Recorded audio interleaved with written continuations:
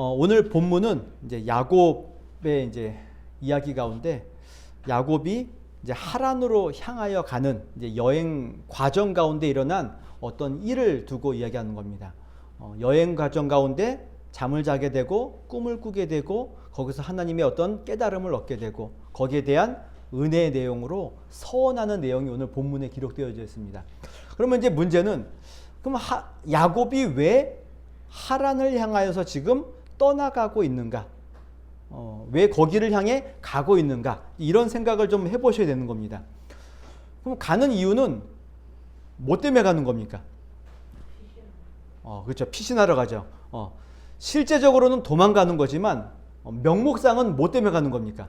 아내를 얻으러 가는 거죠. 아내를 얻으러 가는 겁니다. 그럼 이제 왜 아내를 얻으러 가야 되는가라고 저기 아까 얘기한 것처럼 도망가는 거죠. 명분은 아내를 얻기 위해 가는 거고 실제로는 도망가는 거죠. 그럼 왜 이런 일이 생겼는가라고 저게 야곱은 우리가 알다시피 하나님의 은혜와 하나님의 선택과 사명을 받은 자로 태어났고 또 그 가운데서 또 장자의 명분 또 이것을 떡과 팥죽을 주고 사게 되고 또 아버지를 속여서 축복도 받아냈던 야곱인 겁니다. 근데 이런 야곱을 두고 야곱 개인적으로 봐서는 하나님의 은혜, 선택, 하나님의 어떤 바른 시각 또 축복 다 받아서 너무 좋죠. 그런데 그 모든 것들을 원래 누가 가져가야 되는 거죠? 에서가 받아야 되는데 속여서 뺏었죠. 이랬더니 에서가 너무 화가 나서 우리가 읽진 않았지만은 앞에 27장에 보게 되면은 너무 화가 나서 내가 아버지가 죽을 날이 얼마 남지 않았으니까 이제 내가 야곱을 죽이겠다. 그러니까 살해의 의도를 가지고 있는 거죠. 너무 화가 나서.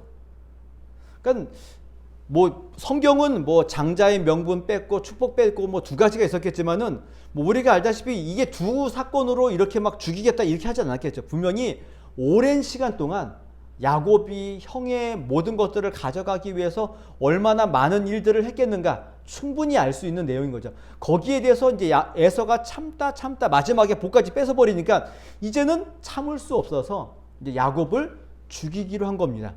이제 아버지만 돌아가시기를 기다리면서 야곱 너 두고 봐라. 근데 이 얘기를 누가 듣죠? 어머니가 듣게 되고 이 어머니가 듣게 되자 이 일 때문에 두 아들을 둘 다 잃을 수 없어서 야곱을 피신 보내는 겁니다. 라반에게 피신하여서 형의 노가 그칠 때까지 몇 날 동안 몇 날이죠 몇 날 잠깐만 있어라. 근데 이 잠깐이 얼마나 걸립니까? 20년이 넘는 세월 동안 거기에 갇혀 있다가 오는 거죠. 어머니는 다시는 볼 수 없는 이게 마지막 만남인 겁니다. 자, 이런 상황 가운데서 지금 야곱이 떠나는 겁니다. 근데 이 떠나는 야곱의 입장에서 이게 기분이 어땠을까요? 썩 좋지 않죠. 장자의 명분도 샀고 하나님의 복도 얻어냈기 때문에 이제 야곱의 길은 어때야 되는 겁니까? 승승장구하고 막 우리가 흔히 얘기하는 꽃길만 걸어야 되고 탄탄대로를 달려야 되는 야곱의 인생이어야 되는데 지금은 죽음을 피해 도망가는 상황 가운데 있는 겁니다. 참 아이러니하죠. 복은 야곱이 받았는데 실제 야곱의 삶은 도망자의 삶을 살고 있는 겁니다. 어려워. 참 쉽지 않죠. 우리가 지금 사무엘상을 읽고 있는데 사무엘상에도 보게 되면은 사울이 초대 왕이 되죠. 근데 하나님 앞에 범죄하고 하나님의 말씀에 순종하지 않아서 하나님이 누구를 세웁니까? 다윗에게 기름을 붓죠. 이게 16장의 이야기인 겁니다. 다윗을 왕으로 세우기 위해서 기름을 붓습니다. 그리고 나서 17장에 가면 어떤 일이 있죠? 다윗이 우리가 잘 아는 골리앗을 무찌르는 사건이 일어나죠. 기름 부음을 받았고 골리앗을 때려잡고 이스라엘의 영웅, 이스라엘을 구원한 자로 딱 섰습니다. 멋있죠. 그 다음에 뭐가 나와야 되냐? 왕으로 등극하는 일이 있어야 이게 멋지게 끝나죠. 그런데 기름 부음 받고 골리앗 이기고 그 다음 장부터 어떻게 됩니까? 다윗이 내 도망 다니죠. 사울에게 죽음의 위협을 받고 내 도망 다니는 겁니다.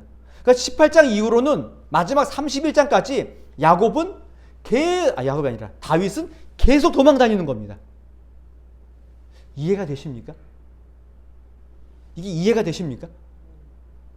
하나님의 은혜와 복과 모든 것들을 다 받았는데 그 이후의 삶은 도망자 신세라. 야곱도 도망가고 있고 다윗도 도망가고 있고, 그나마 야곱은 어떻습니까? 그나마 좀 속이기도 하고 좀 잘못된 게 있으니까 좀 그렇다 하지만 다윗은 그런 거 없지 않습니까?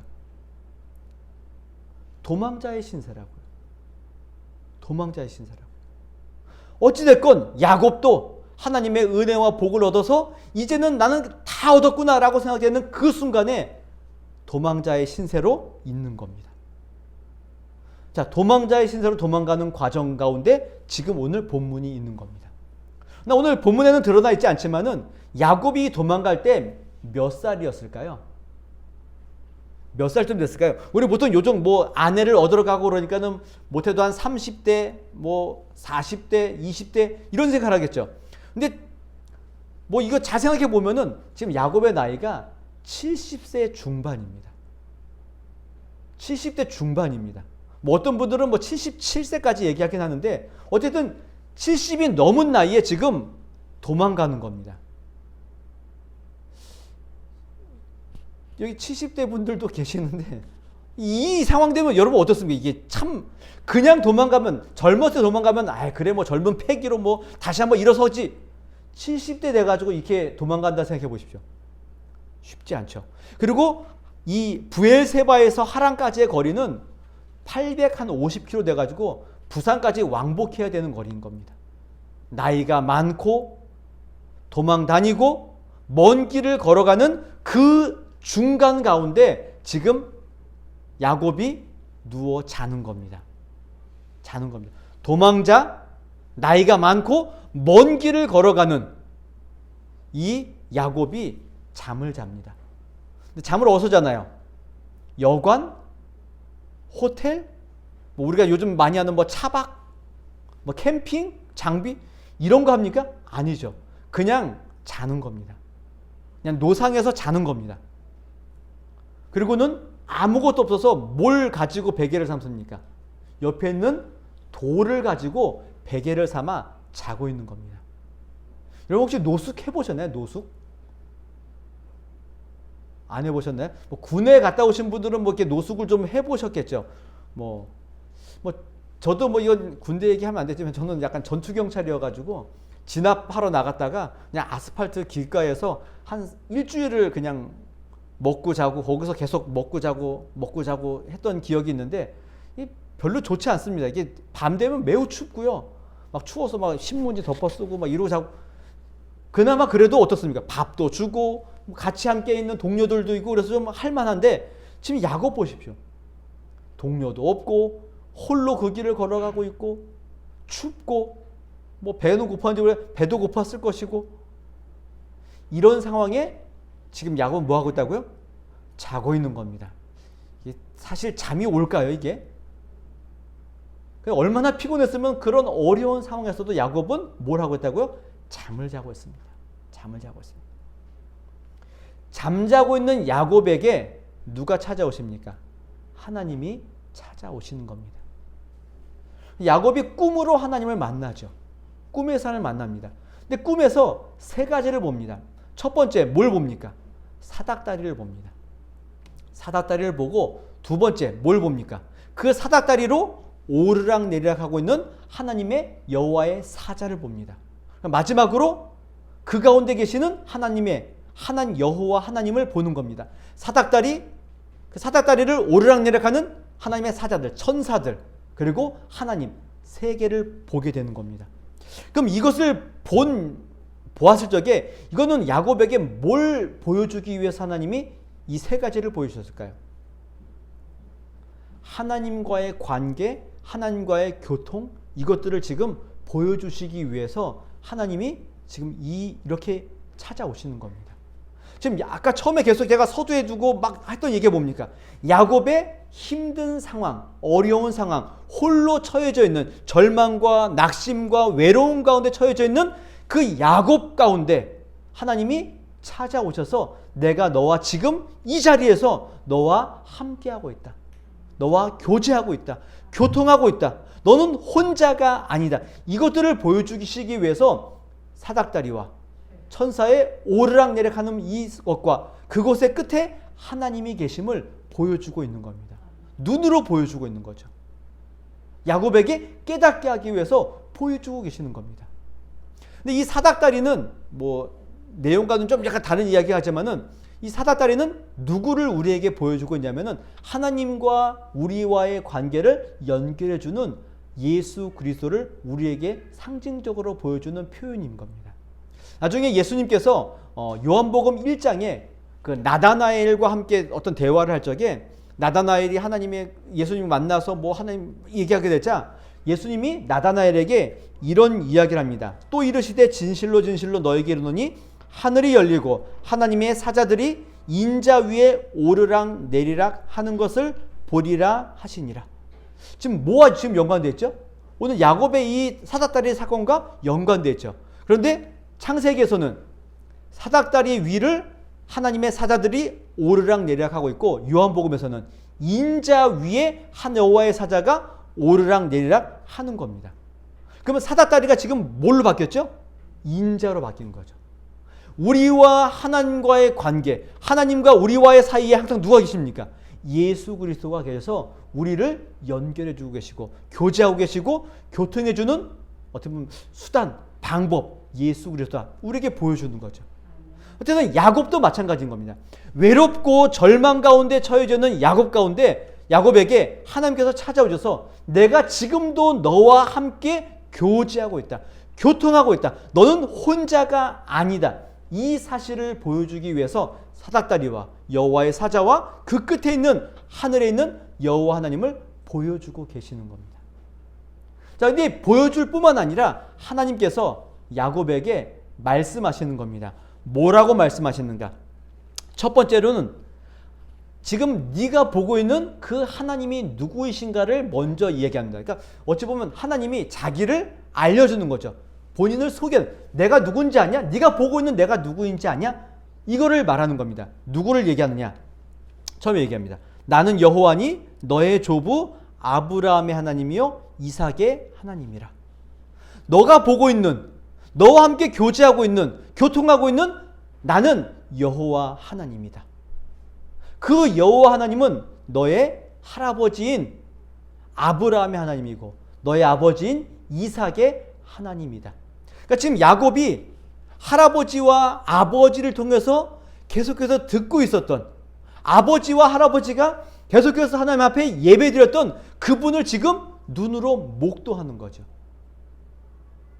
어찌 보면 귀로만 듣던 그냥 아버지와 할아버지를 통해서 들었던 그 하나님을 지금 만나는 그 순간인 겁니다. 그분을 인격적으로 만나고 경험하는 그 순간인 겁니다. 이거 엄청난 순간인 거죠. 그냥 부모님을 따라 교회 다니고 부모님을 따라 예배했던 그 자녀들이 직접적으로 주님을 만나는 그 순간인 겁니다. 엄청난 사건인 거죠. 야곱에게는 엄청난 일인 겁니다. 하나님을 소개하죠. 아브라함의 하나님이고 이삭의 하나님이다. 그리고는 이야기하는 겁니다. 뭐라고 말하느냐? 13절 후반부에 보면은 내가 누워있는 땅을 내가 너와 내 자손에게 주리니. 첫 번째 뭐라고 말씀하신다고요? 나는 하나님이다. 너의 아브라함의 하나님, 이삭의 하나님인데 너가 누워있는 그 땅을 내가 너에게 주겠다. 너뿐만 아니라 너의 자손들에게도 주겠다. 첫 번째 뭐라고 말씀하신다고요? 이 땅을 주겠다라는 겁니다.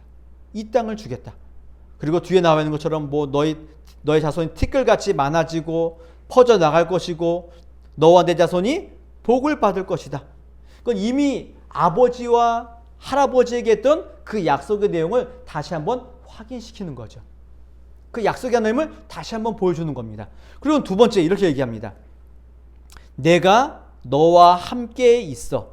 내가 어디로 가든지 너를 지키며 너를 이끌어 이 땅으로 돌아오게 할지라. 두 번째 약속은 뭐죠? 내가 너와 함께 있겠다 이겁니다. 함께 있겠다. 함께 있어서 다시 여기까지 내가 돌아오게 하겠다. 이 땅으로 지금은 너가 떠나서 도망가는 것처럼 보이지만은 여기에 돌아올 때까지 너와 함께 있겠다. 이게 두 번째 이야기인 겁니다. 마지막 세 번째로는 내가 내게 허락한 것을 다 이루기까지 너를 떠나지 아니하리라 하신지라. 자, 여러분 지금 하나님께서 야곱에게 찾아오셔서 말씀하시죠. 내가 너에게 이 땅을 주겠다. 두 번째는 내가 너와 함께 있겠다. 세 번째는 내가 너를 떠나지 않겠다. 여러분 뭐가 느껴지십니까? 우리는 하나님이 주시는 땅, 복, 은혜 이런 걸 볼 수 있겠지만은 여기에 제일 중요한 내용은 내가입니다. 내가. 하나님께서 야곱 너에게 그렇게 하시겠다 이겁니다. 하나님께서 말씀하시죠. 내가 너에게 주겠다. 내가 너와 함께 하겠다. 내가 너를 지키겠다. 너를 떠나지 않겠다. 이렇게 말씀하시는 겁니다. 지금 이 주님을 하나님을 만나기 이전에 야곱은 어땠습니까? 자기의 힘과 자기의 지혜로 모든 것들을 얻어내려고 몸부림쳤던 야곱인 겁니다. 그런 야곱에게 하나님께서 찾아오셔서 너가 몸부림치지 마라. 너가 얻으려고 힘쓰지 마라. 내가 너에게 분명히 줄 거니까 너와 함께 할 거니까 걱정하지 말고 너의 힘을 빼고 하나님께 모든 것들을 맡겨라. 나에게 모든 것들을 맡겨라. 지금 그 얘기를 하고 있는 겁니다. 자기의 힘과 자기의 능력을 가지고 몸부림쳤을 때 그에게 돌아오는 건 뭐였죠?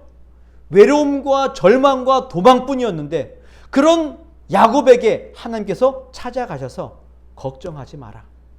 내가 너에게 줄 것이고 너를 떠나지 않을 것이니 나를 믿고 의지해라. 요 이야기를 하시는 겁니다. 외롭고 절망 가운데 빠져있는 야곱에게 하나님은 찾아가셔서 내가 너와 함께 있다 라는 것들을 보여주시고 직접적인 약속으로 내가 너에게 이 모든 것들을 주겠다라고 말씀하고 계시는 겁니다. 이 꿈을 꾸고 잠에서 깬 야곱이 뭘 하냐면은 깨달음이 있는 겁니다. 첫 번째 이렇게 얘기합니다. 여호와께서 과연 여기 계시거늘 내가 알지 못하였도다. 지금 야곱이 뭘 깨달았다고요? 하나님이 여기 계시는구나. 이걸 안 겁니다.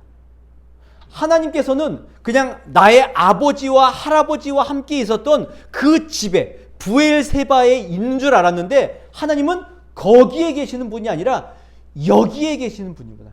여기에도 나와 함께 계시는 그분이구나. 그리고는 이야기하죠. 여기가 하나님의 집이고 여기가 하늘의 문이구나. 하나님의 집은 브엘세바인 줄 알았는데 지금 여기가 하나님의 집이구나. 이곳이 하늘로 향하는 문이구나. 이것을 안 겁니다. 단순히 베델이라는 그 땅 자체가 하나님의 집이고 하나님의 문이 아니라 하나님께서는 어디든 나와 함께 계시는 분이구나. 이걸 안 겁니다.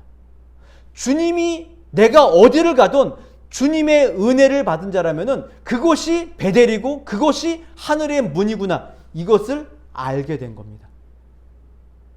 그리고는 거기에다가 뭘 씁니까? 자기가 베고자 하던 돌을 세우고 기둥으로 세우고 거기에 기름을 붓고 그것의 이름을 베델이라. 여기는 하나님의 집이다 라고 말하고 있는 겁니다. 야곱이 깨달은 거죠. 하나님은 저기에 계시는 분이 아니라 내가 저기에서 나왔으니까 이제 하나님의 은혜와 하나님의 복은 나와 아무런 상관이 없구나. 이런 줄 알았는데 꿈과 하나님의 말씀을 통하여서 야곱이 아는 거죠. 아니구나.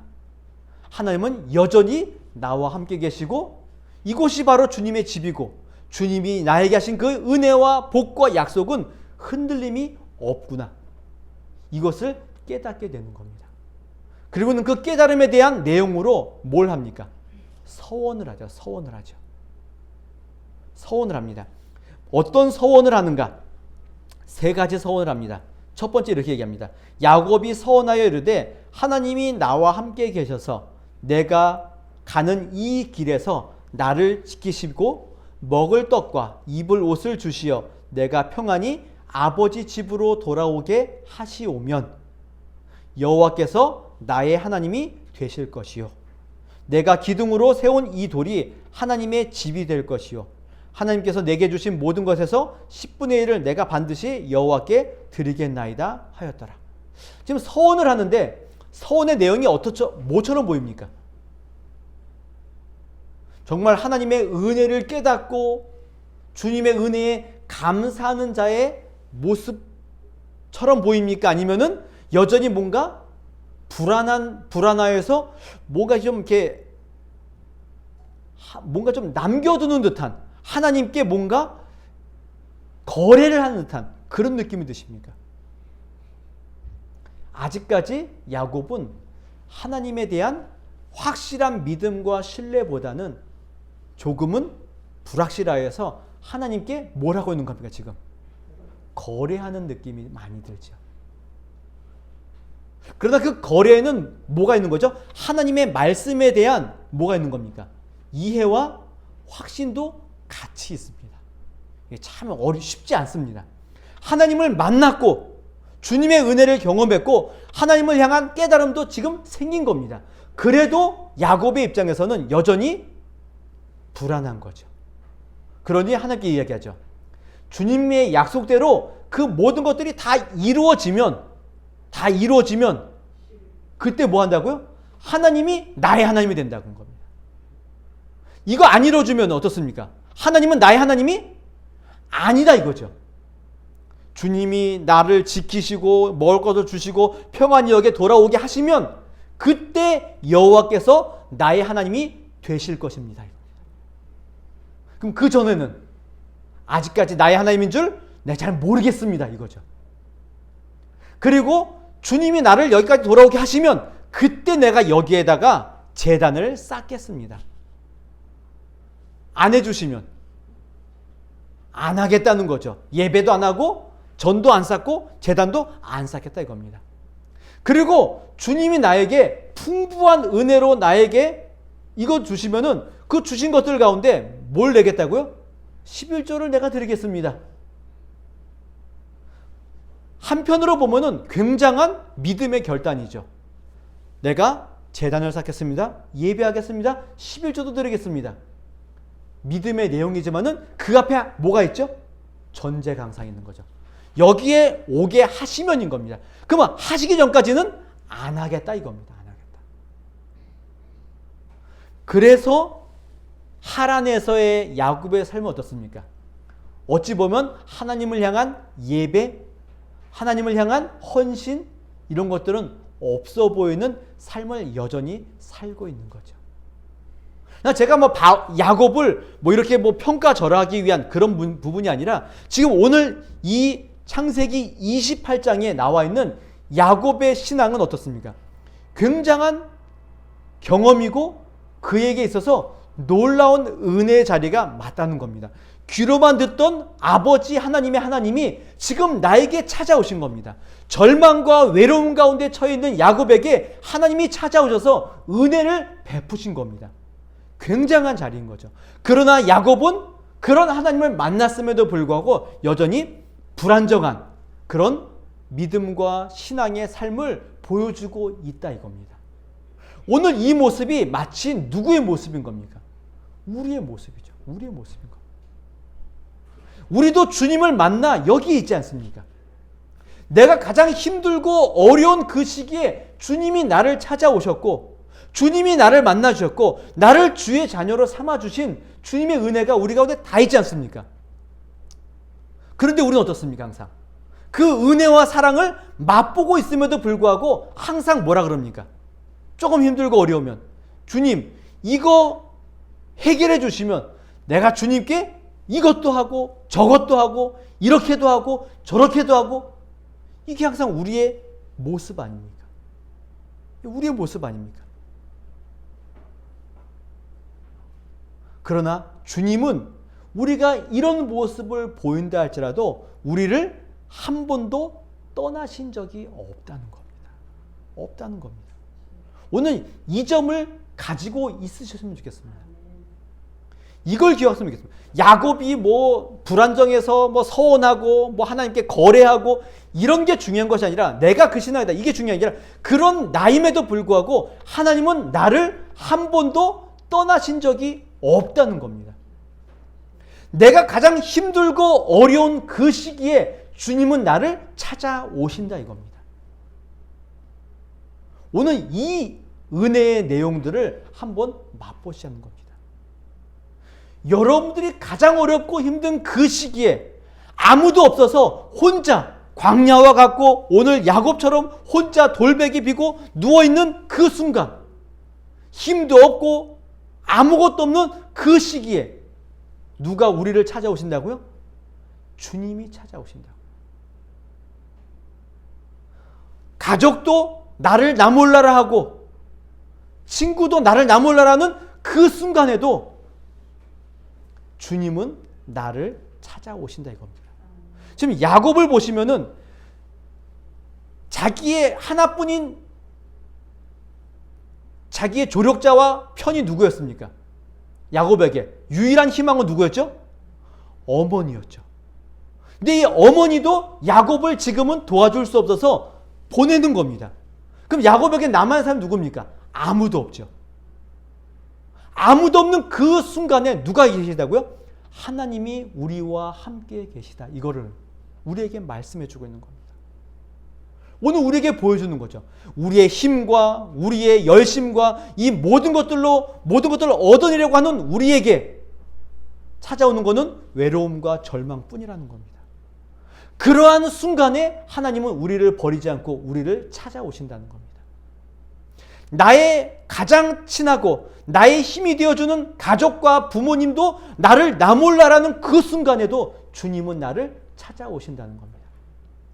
그러나 자세히 살펴보면은 주님이 나를 찾아오시는 것이 아닌 거죠. 찾아오시는 것이 아니라 주님은 언제나 우리와 같이 계셨죠. 근데 우리가 그것을 모르고 있는 것뿐인 겁니다. 그래서 주님이 꿈으로 야곱에게 찾아오셔서 보여주시는 거죠. 나는 너와 계속 같이 있었다. 너와 함께 있는 여호와의 집이 하나님의 집 베델이 되어서 너와 함께 같이 있었다. 이거를 지금 보여주고 계시는 겁니다. 그런데 우리는 모르는 거죠. 보여주셔야 아는 것이고 경험해야 알 수밖에 없는 겁니다. 그러나 우리가 알던 모르던 주님은 여전히 우리와 함께 계셨다는 겁니다. 가장 힘들고 어려운 그 자리에 있는 그곳에라도 주님은 우리와 함께 계셨다 이렇게 합니다. 제가 좋아하는 그 성경 가운데 성경이라기보다는 좋아하는 단어가 있는데 그게 뭐냐면 여호와 삼마입니다. 이게 어디에 등장하는 성경이냐면은 에스겔입니다. 에스겔서에 보게 되면은 맨 마지막에 이런 표현 있죠. 그날 후로는 그 성읍의 이름을 여호와 삼마라 하리라. 이게 뭐지? 라고 할 수 있지만은 에스겔서 자체가 뭐와 연관되냐면은 이스라엘이 지금 포로로 잡혀가 있는 바벨론 땅에서 하나님의 은혜가 있다는 겁니다. 거기에서 보여주는 겁니다. 그래서 에스겔 1장 1절을 보게 되면 이렇게 되어 있습니다. 30째 해 넷째 달 초닷새에 내가 그발 강가 사로잡힌 자 중에 있을 때 하늘이 열리며 하나님의 모습이 내게 보이니. 지금 어디라고요? 바벨론 포로로 잡혀가고 있는 포로 생활하고 있는 그 자리에서 하나님의 그에게 보이시고 여호와의 말씀이 그에게 임하고 있는 겁니다. 그리고 맨 마지막에 뭐라고요? 여호와 삼마. 이건 뭐 새 예루살렘에 대한 이야기긴 하지만은 여호와 삼마 그 뜻이 뭡니까? 하나님께서 여호와께서 거기에 계시다 이겁니다. 바벨론 포로에 잡혀가고 있는 그때 이스라엘 모든 백성들이 하나님이 우리를 버리셨구나, 하나님이 우리를 떠나셨구나 하는 그 자리에 계시다 이겁니다. 저는 그 내용이 너무 좋은 겁니다.